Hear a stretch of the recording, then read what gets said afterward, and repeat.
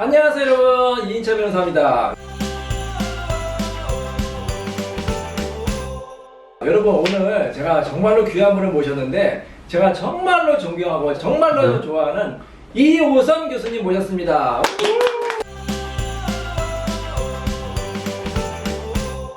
마음의 뚫어뻥 이호선. 예.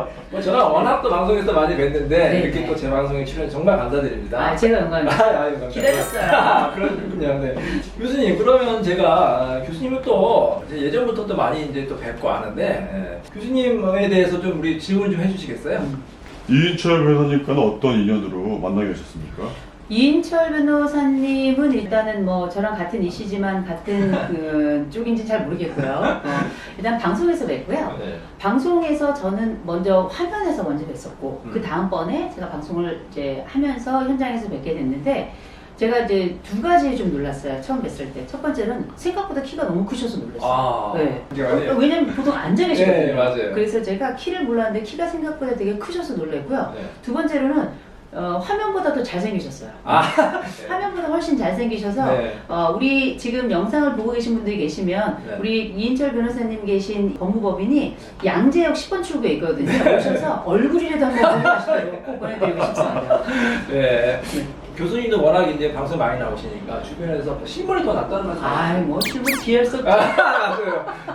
또 진행해 주세요. 질문해 주세요. 뭐 방송이나 이런 쪽에서 이인철 변호사님에 대한 주변의 평판이나 그런 거 어떤가요? 이인철 변호사님에 대해서는 평판이 거의 동일해요. 아, 그렇습니까? 첫 번째, 국제법국이. 뻐꾸기? 너무 말을 잘해요. 정말 말씀을 잘하시는데 네. 사실 평상시엔 생각보다 굉장히 과묵하세요. 네. 되게 조용하시고 약간 뭐랄까 조용한 귀공자 느낌이었다가 화면이 딱 들어오잖아요. 와, 이 양반이 프로구나. 예. 그래서 뭐 법률 쪽과 관련해서 또 현장이 가지고 있는 그 생생함에 대해서는 정말 깜짝 놀랄 정도로 깊이 있게 풀어내고 정확하게 풀어내고 그다음 명확한 솔루션을 주니까 조용한 사람이 갑작스럽게 뭔가 이 거대한 폭탄을 터뜨리는 것 같은 느낌. 네. 이거는 방송가에 있는 사람들은 다 입을 모아 하는 이야기고요. 또 한 가지는 사실 저도 상담 현장에서 상담을 하다 보면 여러 사례들이 생기고 이게 상담으로 해결될 부분도 있지만 법적으로 넘어가는 경우도 있잖아요. 네. 그럼 제가 이인철 변호사님을 제일 먼저 추천합니다. 아유, 감사합니다. 이건 뭐 무조건 넘버원 아이템이에요. 네. 왜냐하면 이혼 상담계의 황태자거든요. 아니, 그래서 작가님들이 저한테 별명을 붙여주셨어요. 하나는 좋은 별명이고 하나는 안 좋은 네. 별명인 것 같은데, 좀 안 좋은 별명은 방송 기계다. 기계처럼 잘하는 그냥 뭐딱 입력하고 딱 실력이 나오니까. 두 번째는 뭐냐, 방송 천재다. 그건 이제 좋은 이제 별명이죠. 본인이 네. 작가님이 그랬어요. 네. 천재다. 근데 뭐 하여튼 더 열심히 하려고 노력하고 있습니다. 이 교수님도 뭐 작가님들이 진짜 많이 하시죠? 저는 뭐 그 상담계의 전지현이죠. 상당히 다르죠. 외모 친절한데. 그래서 요새 하도 욕을 먹어서 강연계의 전원지로 바꿨습니다. 예. 또 질문 있으시죠? 네, 변호사님에게 법적으로 자문이나 상담을 받으신 적이 있으신가요? 있죠.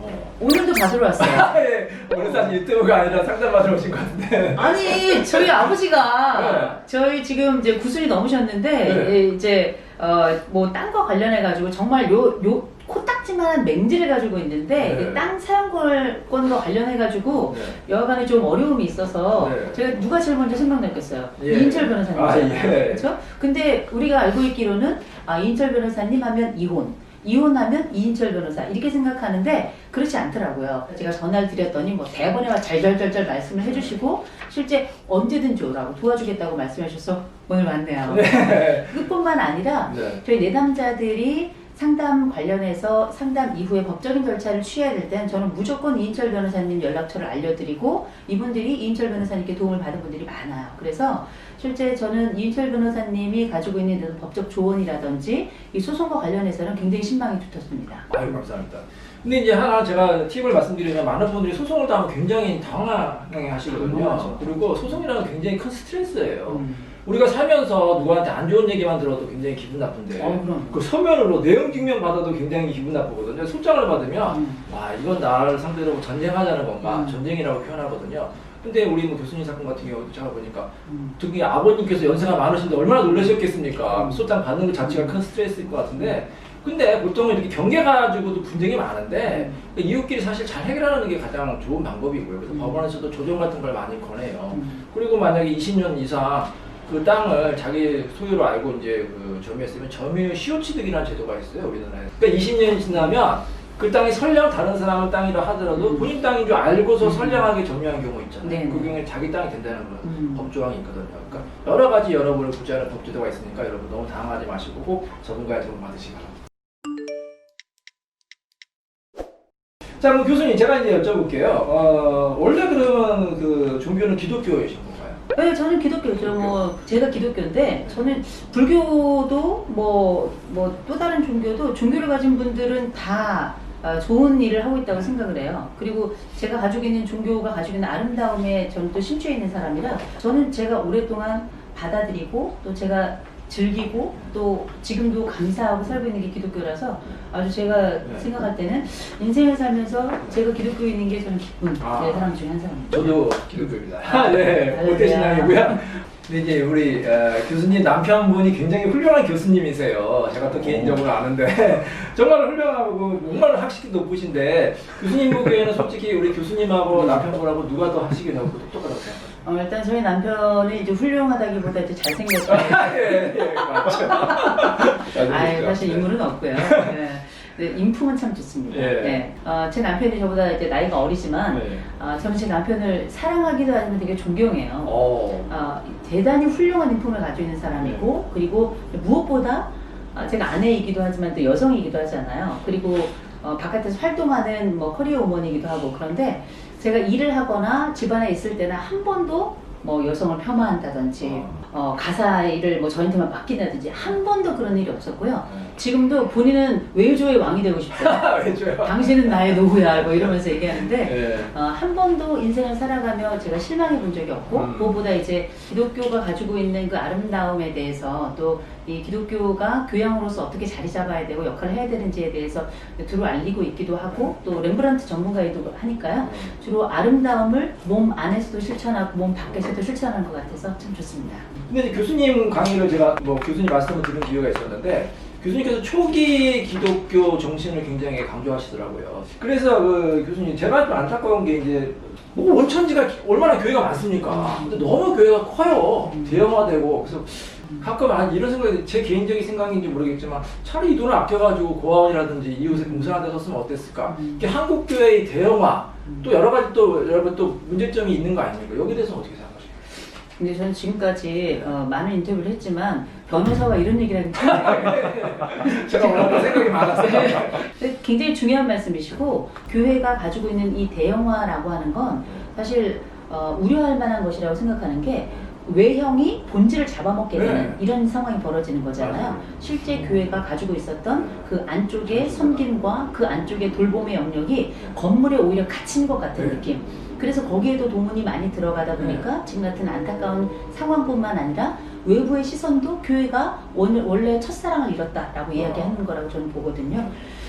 첫사랑을 회복할 수 있는 계기가 속히 왔으면 좋겠고 그리고 지금 현재는 대부분의 교회가 건물만 운영하는 건 아니에요. 그 안에서 사회적인 여러 나눔의 서비스들을 하고 있고요. 그렇죠. 어린이집도 있고. 그래서 어린이집도 있고 또 거기서 와서 뭐 여러 문화활동도 하고 뭐 독서실도 그렇죠. 개방하고 있고 맞아요. 많은 다른 활동도 하고 있기 때문에 이 건물에 대한 용도가 앞으로 또 어떻게 쓰여질 것인가가 세간의 사람들이 기독교를 또 다시금 이해할 수 있는 또 하나의 기회가 될 수 있지 않을까 이런 생각이 듭니다. 예, 아이고 좋은 말씀 감사합니다. 자, 얼마 전에 또 책을 출판하셨는데 나이 들수록 머리가 좋아지는 법, 이 책을 출판하셨어요. 이거 딱 제목 보고 제가 와, 나이가 들수록 머리가 좋아질 때 너무 희망을 가졌거든요. 이 책은 어떤 내용인가요? 그 나이 들수록 머리가 좋아지는 법이라는 게 가만 생각해 보면 우리가 실제 살아가며 깜빡깜빡하는 순간이 많고 뭔가 자신감도 많이 떨어지고 근데 그 깜빡깜빡하고 자신감이 떨어진 두 개가 합쳐지면 내가 뭔가 내 능력이 떨어지는 듯한 느낌을 많이 받고 이게 실제 우리가 중년 이후의 삶에 굉장히 내 삶을 위축시키는 요인이 되더라고요. 그래서 사람들이 어떤 걸 제일 고민하나 그랬더니 머리가 자꾸 나빠지는 것 같다라는 그렇죠. 얘기를 많이 하시더라고요. 그래서 제가 관련된 연구를 좀 해보고 논문을 좀 써보고 그리고 여러 인터뷰를 해가면서 진짜 이 우리가 가지고 있는 두뇌 자체가 네. 나빠지고 좋아지고 문제인가 아니면 이것에 대한 어떤 해석이 있는 건가 아니면 또 다른 해법이 있는 건가 이 부분을 좀 고민을 하게 됐고요. 그 과정에 보니까 실제 우리가 머리가 좋아지는 건 아니에요. 네. 마구 좋아지는 건 아닙니다만 그럼에도 불구하고 또 다른 영역이 발달한다는 걸 알게 된 겁니다. 그래서 흔히 우리가 신경가소성, 그 중에서도 뇌신경가소성이라는 게 있는데 우리가 신경세포가 일단 죽으면 그 다음에 이런 것들 회성이 안 된다 이렇게 생각을 합니다만 그럼에도 불구하고 회복 지점이 생겨난다는 게 최근 연구로 새로 이제 알려지게 된 거고요. 또 한 가지는 우리에게 지능이 크게는 유동적 지능이라는 것과 결정적 지능이라는 것이 있는데 유동적 지능이라는 건 우리의 타고난 지능이에요. 우리가 왜 중고등학교 때 보면 어떤 애들은 진짜 공부도 안 하고 맨날 놀고 있고 코 파고 있는데 막 보면 막 공부를 막 잘하고 막 이인철 막 이런 사람 있잖아요. IQ 좋은 애들. 예. 그런데 실제 나중에 시간이 지나면서 우리의 지능 형태 중에 또 다른 영역이 더 크게 활약을 하더라. 그게 바로 결정적 지능이라고 하는 건데 이 결정적 지능은 주로 학습과 경험이 두 가지를 통해서 훨씬 더 확장되는 영역이다. 그래서 나중에 우리가 중년 이상을 봤더니 결정적 지능이 훨씬 더 증가를 해서 이 부분이 우리의 삶에 지혜라는 이름으로 다가오더라 라고 하는 거예요. 근데 이게 왜 가능한 거냐면 우리가 보통 IQ라고 하는 게 크게 세 가지로 구성이 되어 있습니다. 하나는 학습 능력, 두 번째는 추상적 사고 능력, 그리고 마지막 하나가 우리가 가지고 있는 문제 해결 능력 이렇게 세 가지예요. 근데 가만 생각해 보면 우리 학습 능력이나 이런 것들은 타고난 경우가 좀 많이 있죠. 그렇죠. 그리고 추상적 사고 능력도 절반은 타고나고 절반은 또 개발이 돼요. 그럼 마지막 문제 해결 능력은 말 그대로 경험이 학습과 만나서 우리의 길을 만들어내는 일종의 뭐 인류 역사 발달에 따른 걸 미술의 표현을 하자면 차례로 척척척 이어붙이는 가법의 방식 이런 방식으로 인류가 진화했는데 그렇게 놓아도 신이 우리를 가법의 방식으로 우리에게 처음에 부족한 것이 있더라도 나중에 경험을 통해서 이런 것들을 상쇄하고 또 학습을 통해서 더 배워나가면서 우리의 그 경험과 영역과 관계를 또 확장시키는 방식으로 우리의 새로운 개발 영역을 만들어냈다는 거죠.